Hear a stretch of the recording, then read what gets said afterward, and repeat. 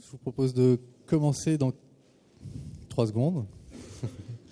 Le temps pour moi de remercier Marie-Agnès de sa présence et de ce retour d'expérience sur le centre d'excellence Accor, si on peut l'appeler comme ça. Et je vais lui donner la main à Benjamin, du coup. Bonjour à tous, je m'appelle Benjamin Prévieux, je suis Senior Solution Architect chez Anaplan. Ça fait à peu près 3 ans et donc aujourd'hui nous recevons Marie-Agnès Guy, directrice adjointe des systèmes d'information d'Accor Hôtel, et nous allons parler de centres d'excellence et tout particulièrement en fait des bonnes pratiques à mettre en place pour accompagner l'expansion et la croissance de votre projet. Nous aurons le retour d'expérience très intéressant de Marie-Agnès sur le sujet, puisque Accor va dépasser cette année les 1000 utilisateurs à Anaplan, donc répartis aux 4 coins du monde. Donc je pense qu'elle va nous faire un point sur son projet, suivre un peu les évolutions du projet à travers les années maintenant, et nous donner ses bonnes pratiques, puisqu'il y en a à retenir. Alors, je vais essayer plutôt que de redescendre les points sur pourquoi on aurait besoin d'un COI, je vais juste... COI, c'est le Centre d'Excellence, Center of Excellence, désolé pour l'anglicisme. En fait, je vais essayer de vous remettre un peu les choses dans le contexte et de mettre dans la peau de quelqu'un qui aurait besoin d'un COI. Donc vous venez en fait d'implémenter, de mettre en place Anaplan sur une application, il y a à peu près une centaine d'utilisateurs. Vous aviez choisi un pilote dans un pays, une région, et vous voulez implémenter Anaplan dans les autres régions, donc dans le reste du monde. Et pour ça, bien sûr, vous vous posez des questions. Tout d'abord, quelle va être l'architecture à adopter ? Vous allez avoir aussi beaucoup plus d'utilisateurs. Donc, comment est-ce que vous allez gérer la communication avec ces utilisateurs ? À la fois pour qu'ils soient bien formés, qu'ils sachent utiliser l'application, qu'ils remontent les bonnes données. Vous allez aussi vous poser la question de comment... si vous choisissez plutôt d'harmoniser votre processus, c'est-à-dire d'imposer aux filiales des méthodes de calcul et de mesure de la performance, ou si vous voulez leur laisser la flexibilité pour développer leur propre modèle tout en essayant de synchroniser et d'avoir un point d'accroche avec un modèle en centrale qui agrégerait l'information consolidée.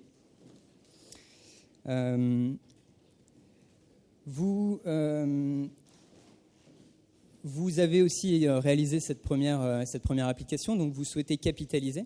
Donc vous voulez un moyen vous voulez mettre en place une structure pour partager les connaissances et vous assurer que toutes les bonnes pratiques qui ont été développées lors du premier projet vont être appliquées dans ce deuxième projet. Donc l'idée du COI, le concept de COI de centre d'excellence permet de répondre à ces différentes problématiques. Donc c'est avant tout un centre d'expertise avec des experts, des modèle builders, un solution architect qui a déjà mené par exemple le premier projet et qui saura gérer les autres. Ce centre d'excellence mettra une méthodologie en place. Bon, nous chez Anaplan on adore la méthodologie agile, donc on vous poussera, on vous accompagnera à développer peut-être une méthodologie aussi adaptée à votre structure. Il aura une gouvernance.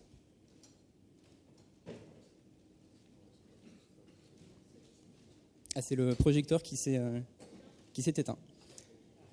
Ouais, je vais continuer, c'est pas grave. Donc il mettra en place une gouvernance. Donc ça peut être une gouvernance de suivi des projets en cours.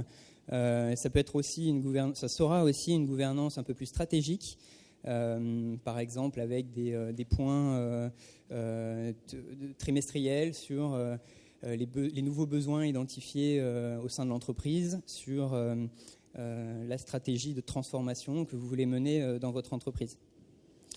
Donc ce centre d'excellence mettra en place aussi, afin de partager ses connaissances, par exemple une base de données des connaissances, et un moyen de partager toutes les bonnes pratiques qui avaient été identifiées. Il pourra aussi, et c'est le cas d'Accor, il pourra aussi servir de support à la fois aux utilisateurs qui utilisent l'application actuelle, mais aussi aux métiers qui identifient des nouveaux besoins et qui souhaiteraient savoir comment un appelant fonctionne et quelle serait la bonne approche à adopter pour développer un nouveau projet. Le centre d'excellence gère également tout ce qui est change management, donc conduite du changement. Ça, je pense que Marie-Agnès, tu nous partageras ton point là-dessus. Conduite du changement, donc encore une fois, avec les utilisateurs, les différents métiers, et puis ça peut être une conduite du changement plus globale. Si la décision stratégique de passer sur une plateforme comme un appelant sur l'intégralité de vos métiers est décidée. Donc le centre d'excellence, en général, on vous accompagne pour le définir une fois qu'un premier projet a été déployé de manière successful. J'ai perdu mon mot. Non, que le premier projet a été mené correctement, et que ça a été une réussite. Donc il se déploie en 3 phases. En fait, la première qui est définir la fondation de ce centre d'excellence, avec la fameuse gouvernance, les compétences en interne, les ressources, on identifie. Ensuite, la phase 2 qui va être en fait de définir quelles vont être les responsabilités au niveau central. Donc là, on a plusieurs approches que je vais présenter juste après. Est-ce qu'on veut conserver l'intégralité des compétences en centrale ou est-ce qu'on veut au contraire décentraliser la construction et la gestion des applications qu'on développe sur un appelant? On aura aussi le développement, la définition de standards. Donc ça pourrait être en termes de modélisation, en termes de maintenance, d'administration. Donc ça, vous allez pouvoir, avec ce type de centre d'excellence, définir vos propres règles. Et la troisième phase, c'est maintenant on passe sur un tout autre niveau. Donc on va attirer d'autres talents pour faire grossir notre centre de compétences et on va former aussi des nouveaux modèles builders pour nous accompagner là-dedans. Alors il y a un point en particulier que je souhaitais développer, qui est l'architecture des modèles. Donc ça parlera quand même plutôt aux clients actuels d'un appelant. Donc c'est en lien avec ce que je disais, quand on commence à développer un appelant sur des modèles multi-régionaux ou multi-métiers. Donc là, on a un exemple sur une entreprise, par exemple, qui ferait du sales forecasting, donc la prévision des ventes, la gestion des remises, la définition de quotas et différentes applications. On pourrait penser à des applis financières, RH, marketing. Et donc cette entreprise a fait le choix de développer une structure centralisée.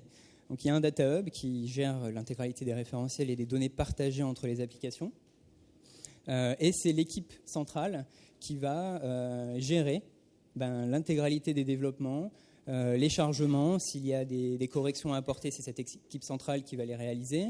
La connexion entre les différents modèles, parce que c'est l'idée avec du connected planning, c'est de pouvoir connecter nos différents modèles à la fois au data hub et puis parfois entre elles. On avait le cas d'AXA GE qui présentait justement son application tout à l'heure, qui est organisée autour d'un data hub avec une application finance qui récupère des données des RH, qui récupère des données de la masse salariale et des données de l'IT. Voilà, donc ça c'est un exemple de projet qui a été réalisé et qui fonctionne autour de ce type d'architecture. La deuxième architecture à laquelle nous pourrions penser est celle-ci. Donc, il y a toujours un data hub qui est géré en centrale, puisque l'équipe centrale gère les référentiels. Néanmoins, les applications sont développées par les métiers eux-mêmes. Donc là, c'est les métiers, mais ça pourrait être par des régions aussi. D'accord ? Donc, on pourrait avoir des applications de finance gérées par une équipe finance pour le reste de l'entreprise, une équipe marketing qui gère ses propres applications, et on pourrait très bien penser à un modèle qui centralise tout ça dans le data hub. Alors, dans ce modèle-là, non, c'est uniquement décentralisé. Enfin, je voulais montrer ça. On pourrait penser donc à ce type d'architecture aussi, qui est la combinaison des deux. Donc, on a des modèles régionaux qui se centralisent dans un modèle global de consolidation, d'agrégation des données. D'accord ? Donc chaque modèle a ses avantages. En fait, si on part sur un modèle de 100% centralisé, évidemment, vous allez rester maître de l'architecture des applications, aussi maître des fameux calculs, des règles de gestion. Néanmoins, il faut une équipe qui puisse supporter ça. et qui puisse administrer toutes ces applications. Donc c'est aussi c'est une autre organisation. Le modèle décentralisé, lui, est très pratique parce que chaque filiale qui aurait sa façon de faire, ne serait-ce que légalement, par exemple sur des calculs de masse salariale, parce que chaque pays a ses propres règles.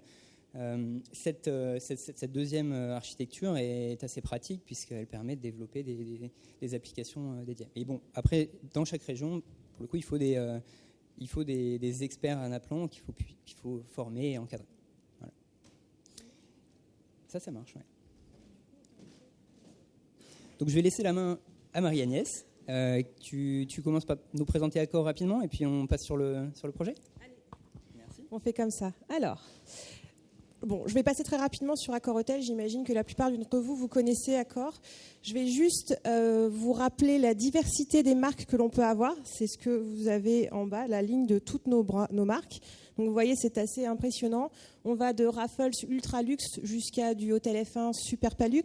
Et on a aussi d'autres types de métiers comme Fast Booking, Gecko, John Paul qui est de la conciergerie, etc. Donc beaucoup de variétés. Et l'autre chose sur laquelle je voudrais insister, c'est qu'on est absolument partout dans le monde. Donc on n'a pas que des utilisateurs européens, même si c'est principalement ceux-là qui sont concernés. On est aussi en Asie-Pacifique, en Amérique, absolument partout. Voilà. Alors, c'est quoi le projet ? On a plusieurs use cases qui sont orientés autour de budget et forecast. Donc on travaille sur les hôtels, donc ça c'est assez intuitif, on est des Accor hôtels, donc on travaille beaucoup sur les hôtels, mais également sur nos business units locales et sur le corporate. L'autre chose qui est intéressante, c'est comment est-ce qu'on a grossi. Donc tout au début, vous voyez, on a fait un pilote en Suisse, on se parlait de 50 utilisateurs, ça c'était en 2016. Début 2016. Ensuite, on a commencé à déployer toute l'Europe, on vient de finir. Là, on est 800 à peu près. Ensuite, sur Q3, donc là, à partir de juillet, on va démarrer sur l'Amérique et on va finir en août.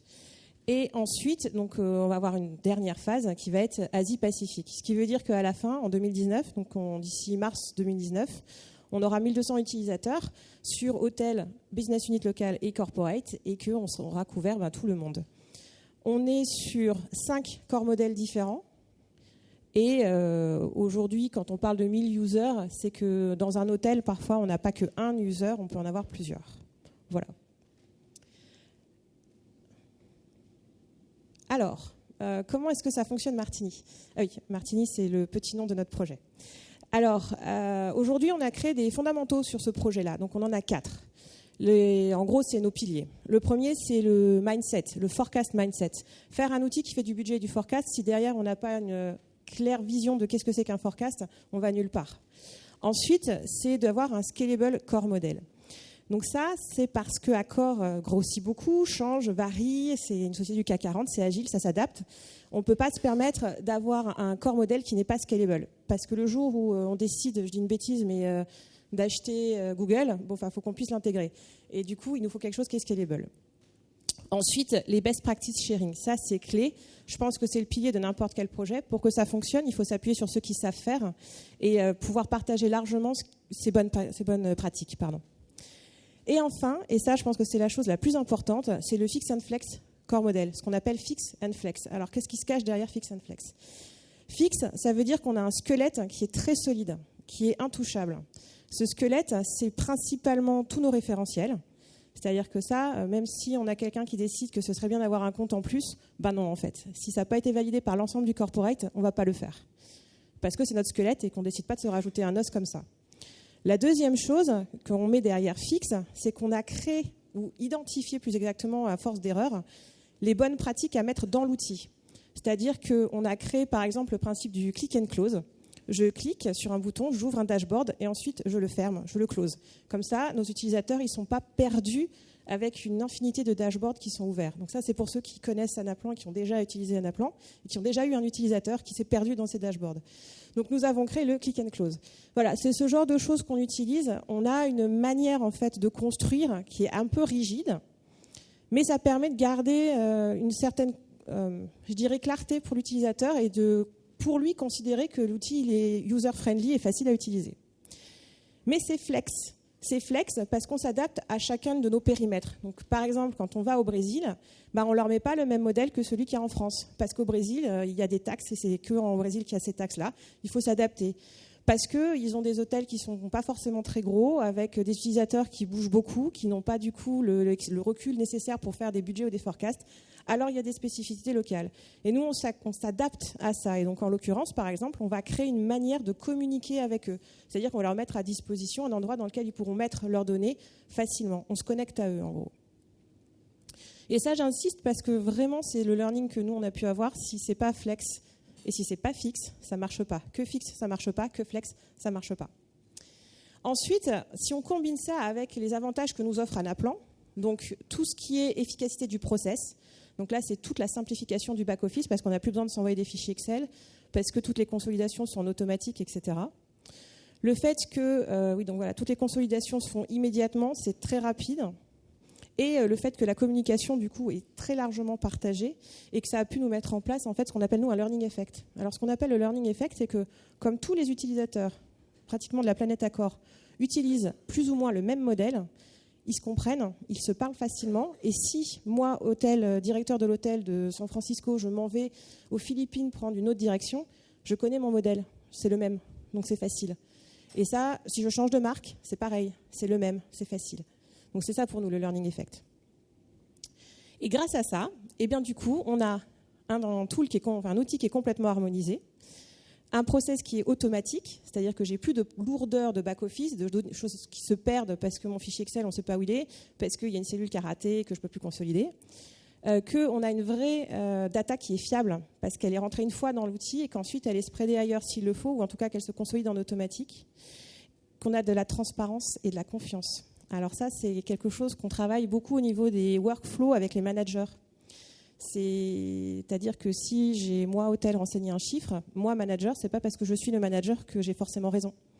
Mais dans la vraie vie, comme on ne sait pas valider qui a écrit quoi, forcément, c'est le manager qui a raison. Et là, dans l'outil, on est capable de lui dire « et non, c'était le GM qui avait raison ». Et du coup, de partager une meilleure expérience et d'avoir à la fin un meilleur forecast et un meilleur budget. Et puis surtout, ça c'est plus pour les gens qui consolident et qui analysent la donnée, il y a du temps pour l'analyser la donnée. Parce que sinon, souvent, ce qui se passe, c'est qu'on consolide plein de choses, on fait des fichiers, on fait du back-office, et puis finalement, on a 3 minutes pour analyser la data. Et là, c'est l'inverse. J'ai 3 minutes pour obtenir la data, et ensuite, j'ai vraiment le temps de l'analyser. Voilà, c'est ça, Martini. Alors, au niveau de l'architecture, donc nous, on connecte Anaplan au travers de ce qu'on nous on appelle la télécollecte. Et en fait, on travaille avec le système API. On est connecté à 2 choses. Notre master database, qui va envoyer l'organisation, pour nous, toutes les listes qui sont dimensionnelles. C'est quoi notre liste d'hôtels, c'est quoi nos marques, etc. Et on est également connecté à notre base de reporting en amont, en entrée et en sortie. Ça veut dire qu'on va récupérer tout ce qui est statistiques et comptabilité sur tout le réel, les taux de change, tout un tas d'informations en entrée. Ça va nous permettre d'alimenter notre base. Et ensuite, on va pousser tout ce qui est forecast et à terme budget.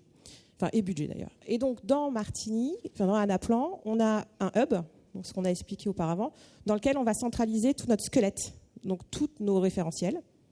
Et de là, on va aller alimenter tous nos modèles. Donc là, on a un modèle de budget corporate, on a le monthly forecast et on a tout un tas d'autres modèles. Et tout le monde est connecté au hub. Donc hub, c'est le point d'entrée. Ça veut dire que s'il n'y a pas quelque chose dans le hub, il sera nulle part. Non. Ah oui. Oui. Ah oui, il y a 2 choses que je voulais vous dire ici. Merci. Alors, la première, c'est qu'on fonctionne avec un système de dev et de prod. Donc là, je ne l'ai pas matérialisé, mais en fait, chaque corps modèle a un modèle de dev dans lequel on fait toutes nos évolutions, et ensuite, on les pousse en production. Là, ce qu'on voit, c'est la production, et derrière, en fait, le monthly forecast, il n'y a pas un modèle, mais il y en a une quinzaine qui correspondent à nos zones. Donc, on a le monthly forecast du Benelux, le monthly forecast du UK, le monthly forecast de South America, etc., etc. Mais tous ces monthly forecasts, ils n'ont qu'un seul modèle dev. Donc, ils ont un seul modèle par an qui vient ensuite alimenter tous les autres. Ce qui veut dire que quand on fait une modif, on ne va pas dans chacun des modèles qu'on a déployés dans tout le monde, mais uniquement dans notre modèle de dev. Donc, gain de temps absolu sur l'administration des modèles. Alors voilà, comment est-ce qu'on devient grand ? que c'est un peu ça pourquoi on est là aujourd'hui. Alors, nous, on a commencé ce projet en 2015. Et en 2015, Anaplan, ce n'était pas hyper connu, en France en tout cas. Et du coup, quand il a fallu expliquer que c'était absolument génial et que c'était l'outil qu'on voulait et que c'était ça notre futur, on nous a dit non. Il a fallu qu'on fasse d'abord un pilote. Donc, on a dit OK, donc on va faire un pilote. Là, comme vous voyez, on est une super toute petite équipe, un demi-projet manager, un model builder. Et on a construit en 3 mois un pilote sur la Suisse. Donc c'est ce qu'on appelle le modèle standard 0.0, parce que là c'était vraiment le début du début, pour essayer de montrer que si c'était quand même super. Et ensuite, comme ça a extrêmement bien marché, du coup on a été autorisé à aller plus loin et à vraiment commencer à avancer pour de vrai sur le projet. Et ça c'est 2016. Et donc là on passe sur le modèle qu'on appelle le 1.0. Ça a été notre première mouture pour un projet plus large. Et là on avait donc un projet manager, un team leader et 3 modèles builders. Et là, on a commencé à travailler. On a travaillé à peu près 4 mois pour lancer la France. La France, c'est 350 users. Donc là, on a tapé assez fort. Et du coup, le 1.0, c'est un petit peu la pièce à casser de la France. Et ça a donc, comme vous le voyez, évolué vers autre chose, qui est un modèle standard 2.0, qui a été développé en 2017. Alors, ce qui se passe en fait entre 2016 et 2017, c'est que 2016, on a réellement créé notre premier vrai modèle Anaplan pour une grosse masse de personnes. Et on l'a testé sur 2016, sur le début de 2017 en fait, fin de 2016 et début 2017. Et on s'est rendu compte de tout ce qui ne marchait pas ou tout ce qui n'allait pas, ou comment est-ce que l'utilisateur se comportait avec Anaplan. Et de là, on a donc décidé de rajouter du change. Vous voyez le 1 change. Et on a appris de nos erreurs. Et c'est là où on a décidé qu'il fallait créer vraiment un fixe très fixe. Et que le flex, même si l'outil le permet, et c'est vraiment la beauté de l'outil, ça ne va pas être pour n'importe quel utilisateur. Et donc, en l'occurrence, nos end-users, ils ne sont pas prêts à avoir du full flex. Donc, on leur a fait du fixe très fixe, et ils ont beaucoup aimé. Et donc, le 2.0, comme vous pouvez voir en 2018, c'est notre modèle standard, accepté par l'utilisateur et celui qui l'apprécie vraiment. Et ça nous a servi, puisque comme vous voyez dans la foulée, on a fait le 1.0 du luxe, puis le 2.0, puis le modèle multi-hôtel 1.0, puis le corporate 1.0. On a tout fait ça en 2007 et déployé en 2017. Et donc 2018, pour nous, c'est devenu l'année de... Ça y est, on est adulte. On est adulte, on a beaucoup d'utilisateurs qui sont en run. On a des modèles qui, vous voyez, sont figés. Le modèle standard 2.0, c'est le même, il n'a pas bougé. Le luxe 2.0, il n'a pas bougé non plus. On a fini en fait de le faire sur 2018. Le multi-hôtel n'a pas changé. Le corporate a légèrement évolué. C'est pour ça que je l'ai appelé 1.2, parce que c'est presque le même, mais avec des petites choses en plus. Et on a pu aller sur le BU local 1.0, qui est en fait un miroir du corporate avec plus de fonctionnalités. Donc on est en stable, ça y est. Du coup, on est en run. Ça veut dire qu'on a plein d'utilisateurs. Sauf que nous, jusqu'à présent, on était en mode agile, on développe, on est agile et c'est super. On n'était pas prêt à faire du run. Et c'est là où on s'est dit, OK, le run, c'est pas pareil. On ne peut plus continuer à avancer en mode agile pour faire du run, il faut faire autre chose. Et c'est là où le centre de compétences est arrivé. Donc c'est ce que vous voyez en violet. C'est une équipe, en fait, qui est à la fois qui est dédiée au run, dans un cadre de projet classique, mais qui fait aussi un peu du dev. Donc c'est pour ça que c'est pas vraiment comme un run classique, c'est un peu à part. Qu'est-ce qu'ils font ces gens-là ? Donc d'abord, c'est un team leader, un vrai développeur et du helpdesk. Parce que forcément, on a 800 personnes qui sont dehors, ils nous posent des questions, puis il va y en avoir encore plus, ils vont nous poser des questions. Ces gens, ils sont là pour guider l'utilisateur sur certaines choses, parce que parfois, ils nous posent des questions qui n'ont rien à voir avec le projet, c'est plus des questions vraiment de fond, du genre, j'ai tel type de problème, c'est tel type de contrat, je ne sais pas où je dois mettre le coup. Et ça, en fait, c'est pas un outil, c'est pas le problème de l'outil. Là, on est complètement dans un problème fonctionnel. Donc, on a encore du change à faire pour leur expliquer que le Martini, c'est qu'un outil. Que s'ils ont des vraies questions métiers, c'est pas à nous de les poser. Il faut qu'ils les posent à leur business analyst. Donc, c'est une première chose. La deuxième chose, c'est que, évidemment, on a des choses très classiques du genre, j'ai besoin d'en avoir un accès. OK. Donc, ça, c'est normal, c'est le centre de compétences qui le fait. Et puis, j'ai aussi des vrais bugs. Donc là, c'est pareil, c'est OK. C'est normal que le développeur fasse la modification parce que ça arrive. Comme je vous l'ai dit, on bouge beaucoup, on est grand, on fait plein de choses variées et différentes parce que le groupe grossit et donc parfois, ça arrive que le groupe décide de faire quelque chose, que tout le monde passe en prod sans avoir pensé à nous et que quand nous, ça arrive chez nous, ça bug. Donc là, dans ces cas-là, c'est pareil, ils interviennent. Et puis, on a aussi d'autres choses qui sont des demandes d'évolution. L'utilisateur étant passionné par son outil, il trouve que c'est super, mais il voudrait faire encore plus de choses. Et là, il arrive avec encore plus de trucs à faire. Et donc là, il y a une qualification à faire au niveau de cette équipe-là. Est-ce que c'est vraiment à nous de le faire? Est-ce que c'est pertinent? Est-ce que ça couvre plus de demandes, enfin que pas une personne, mais plusieurs personnes, etc. Donc ils ont aussi un rôle de qualification de ce qui se passe pour pouvoir ensuite le porter à l'équipe développement. Parce que nous, on continue de développer par ailleurs, en fait.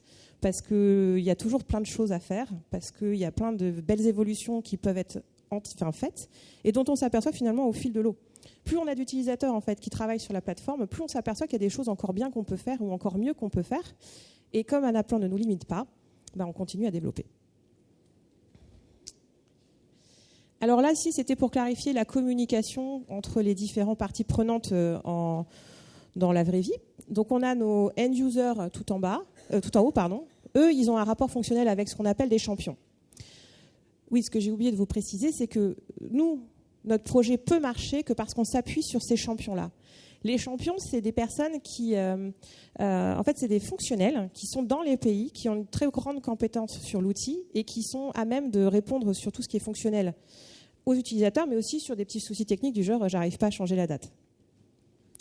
Leur rôle, c'est de nous remonter, nous, des vrais feedbacks qui sont qualitatifs. Donc, pas de dire « je comprends pas, j'arrive pas à cliquer », mais de nous expliquer « voilà, j'ai 10, 15, 20 utilisateurs qui trouvent que ce serait bien de rajouter tel type de fonctionnalité ».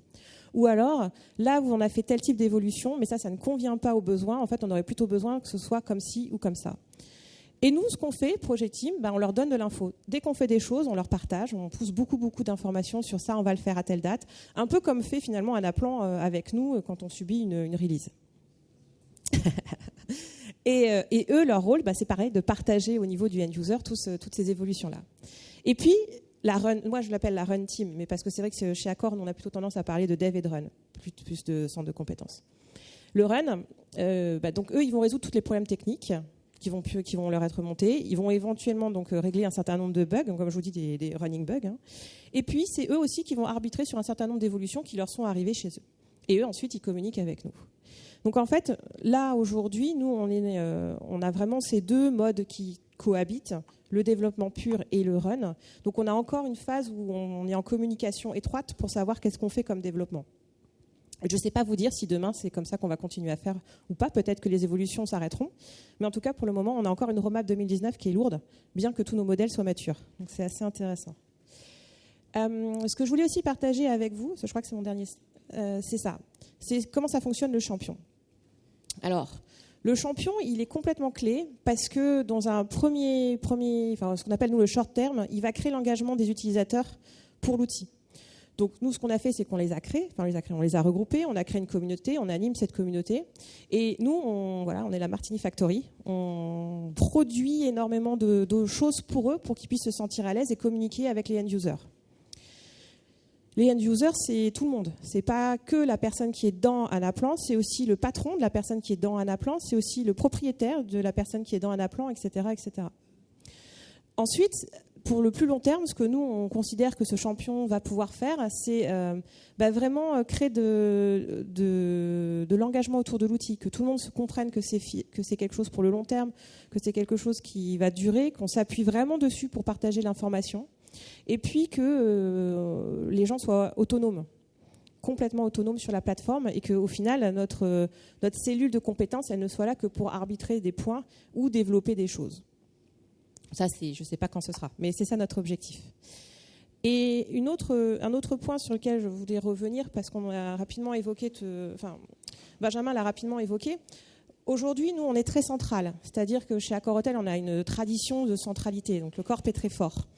Mais ce n'est pas quelque chose qui est forcément ce qu'on veut faire, nous, dans le futur. Donc aujourd'hui, notre centre de compétences, il est que à Paris, et ensuite, on traite avec tout le reste du monde par un système de hub, c'est-à-dire qu'on a chaque grande région dans laquelle il y a un grand hub, et c'est eux nos points d'entrée. Demain, on peut complètement envisager que quand on sera plus mature, nous, au centre, on soit beaucoup plus light et qu'on s'occupe que de la partie vraiment fixe, donc c'est tout ce qui est squelette, et que tout le reste, on le laisse finalement dans les différentes zones, et que du coup, chaque zone puisse avoir son propre modèle builder et faire, sur la base des choses que nous, on aura fixées, les modèles qui vont exactement avec chacune des zones. Parce qu'aujourd'hui, c'est ça notre limite. La limite, c'est que si on reprend l'exemple des charges de personnel, parce que c'est un bon exemple, c'est quelque chose qu'on ne sait pas centraliser parce que c'est trop compliqué. Chaque zone elle a tellement de spécifiques qu'on ne sait pas le faire. Voilà. Merci. Est-ce que vous pouvez peut-être laisser le micro? Oui, je vais laisser le micro.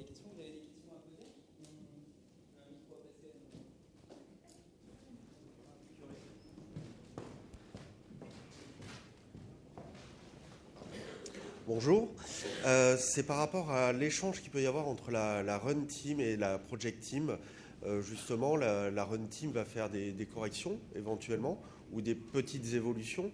Et dans le cadre où les Project Team étaient en train de faire évoluer les modèles, comment ça se passe? Est-ce qu'ils travaillent exactement sur le même modèle en même temps ou Oui, alors c'est facile, on est côte à côte. Donc comme on est tous côte à côte, c'est beaucoup plus simple de se parler. Et en plus, on a une sectorisation très précise de qui fait quoi et qui touche à quel modèle. Donc quand il y a quelque chose qui se passe, on sait qui fait quoi quand. Donc on ne se marche pas dessus. Donc c'est vraiment de la communication, c'est pas de... Oui, j'ai envie de vous dire, la communication est clé quoi qu'il arrive.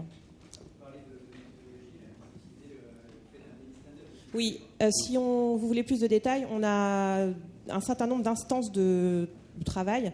On a une réunion hebdomadaire dans laquelle on refait toute la to-do list de qu'est-ce qui est en cours.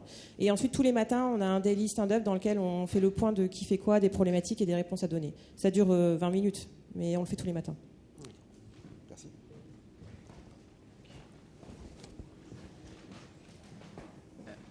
Donc, en fait, si je comprends bien, il n'y a aucun modèle builder dans les entités, tout est centralisé. Donc ça, c'est au niveau de la partie budgeting, forecasting. Et cette notion de centralisation, elle est valable aussi pour tous vos processus finance ou c'est... Oui.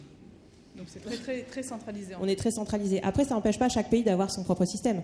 Mais il y a un moment donné où, pour tous les grands process groupes, c'est très centralisé. D'accord. Mais par exemple, vous voyez, la SPAC, ils ont un outil en propre qui communique avec les outils du groupe. Donc ça laisse la flexibilité aux gens, mais néanmoins, il y a un squelette très solide.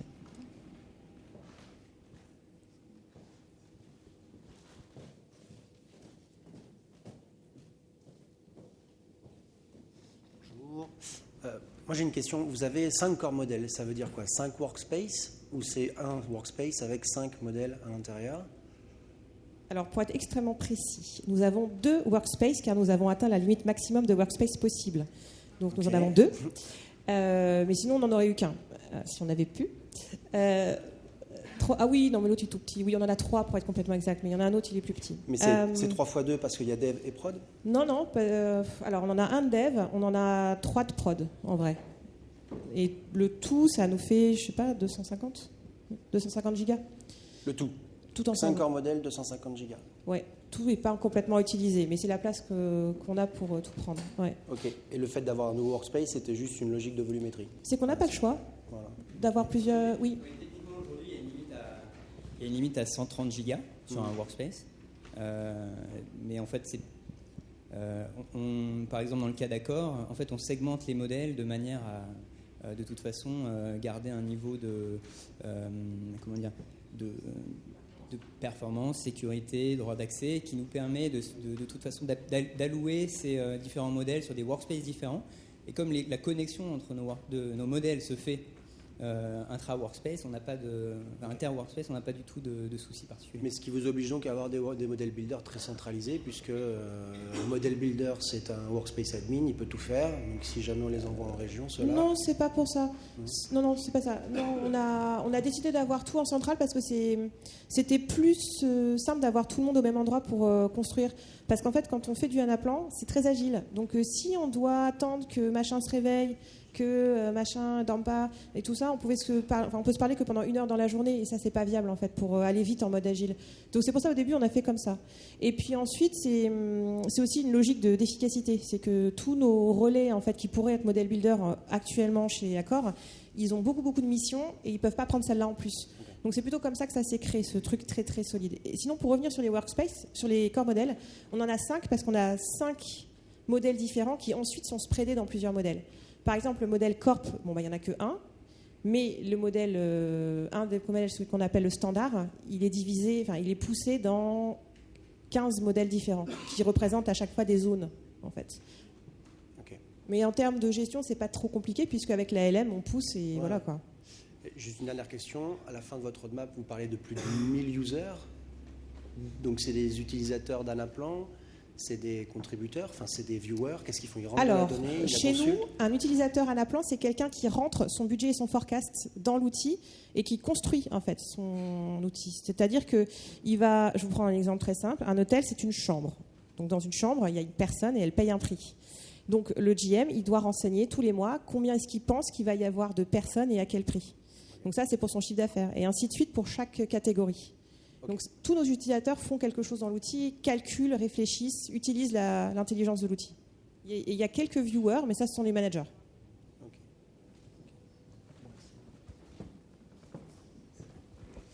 Bonjour. Vous avez commencé en 2015 votre projet en Suisse. Rétrospectivement, avec le recul que vous avez, avec l'expérience que vous avez eue sur toutes ces années, quels sont les écueils, quelles sont les erreurs que vous ne referiez pas en 2015 et qui pourraient servir à des personnes qui seraient comme vous, mais en 2018 ? Alors, le premier learning, c'est qu'il faut savoir dire non à l'utilisateur, car l'outil ne dira pas non. Donc ça, c'est important. Non, en fait, vraiment, le vrai learning, c'est qu'il faut être extrêmement clair sur ce qu'on va faire avant de commencer à développer quoi que ce soit. Donc, il ne faut pas hésiter à prendre vraiment du temps au début sur le design fonctionnel de l'outil. Et ça peut être long, mais il faut le faire. Parce que si ce n'est pas clair, derrière, ça va être compliqué à construire. Parce qu'en fait, la construction, le développement, comme c'est de l'agile, c'est extrêmement rapide. Mais si on ne sait pas exactement ce qu'on veut, c'est l'enfer. Donc ça, c'est sûr. L'autre chose, c'est qu'il faut avoir des choix, prendre des choix de conception et s'y tenir. Donc ça, c'est nous, on l'a construit, ce choix de conception, avec nos différentes tests et réussites ou pas. Donc c'est ce que j'expliquais. Par exemple, aujourd'hui, tous nos dashboards fonctionnent de la même manière. Donc ils ne font pas forcément la même chose, mais visuellement, ils sont de la même manière. Ça veut dire que l'utilisateur, du coup, n'est pas perdu. Et ça, nous, on a constaté que notre utilisateur, nos directeurs d'hôtel, c'est ce qui leur convenait. Et donc, c'est pour ça, enfin, c'est ça, moi, ce que j'appelle un peu le design fonctionnel. C'est pas seulement qu'est-ce qu'on veut que l'outil fasse, c'est aussi comment est-ce que l'utilisateur saura l'utiliser. Parce que là, on n'en a pas trop parlé, mais Anaplan, c'est pas Excel, vraiment pas. Et des utilisateurs comme ceux que nous, on peut avoir, donc qui sont des directeurs d'hôtel, c'est pas des financiers. Excel, déjà, ça peut être compliqué. Alors, basculer sur un truc qui est dans le cloud, et puis on peut pas scroller, et puis on peut pas faire save, et puis je peux pas le mettre sur mon disque dur, c'est un vrai problème. Donc, du coup, il y a vraiment une démarche à avoir avec eux, en amont, de comment est-ce que tu te sens à l'aise ? Qu'est-ce qui te rassure ? De quoi tu as besoin ? Et ça, c'est vraiment quelque chose qu'il faut vraiment le faire. On peut pas passer outre. Sinon, c'est compliqué.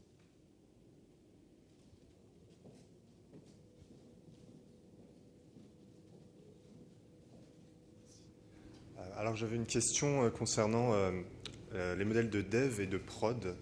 Donc si j'ai bien compris, donc vous avez un modèle de dev où vous faites tout, et un modèle de prod qui est déployé, et donc vous poussez en fait vos revision tags sur les modèles.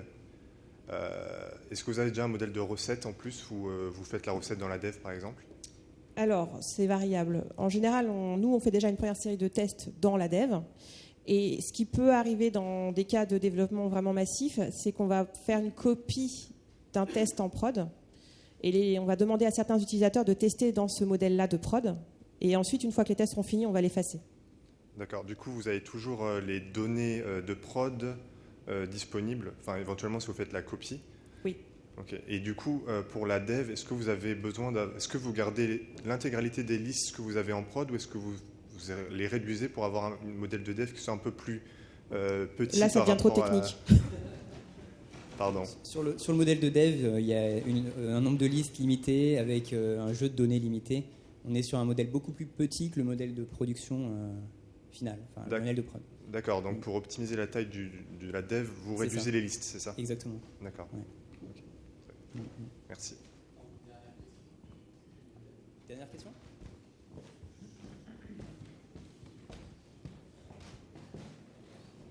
Est-ce que vous êtes complètement autonome maintenant pour faire vos développements, etc. ou vous faites toujours appel à des consultants ou... Alors, on n'est pas encore autonome parce qu'on a trop de charge de travail. Enfin, là, on travaille et on est 8. On travaille, nous, avec Bearing Point, et on est 8. Et si on est 8, c'est parce qu'il y a énormément de choses à faire. Donc, on ne peut pas, nous, à Core Hotel, se permettre d'avoir 8 modèles, enfin, pas de modèle builder, mais 8 personnes dédiées uniquement à ça. Donc, non. Mais on a, nous, une ressource en interne qui maîtrise Anaplan et qui est capable de faire. Et à terme, on en aura peut-être plusieurs, je ne sais pas. Mais en tout cas, pour le moment, on a trop de volume de construction à faire.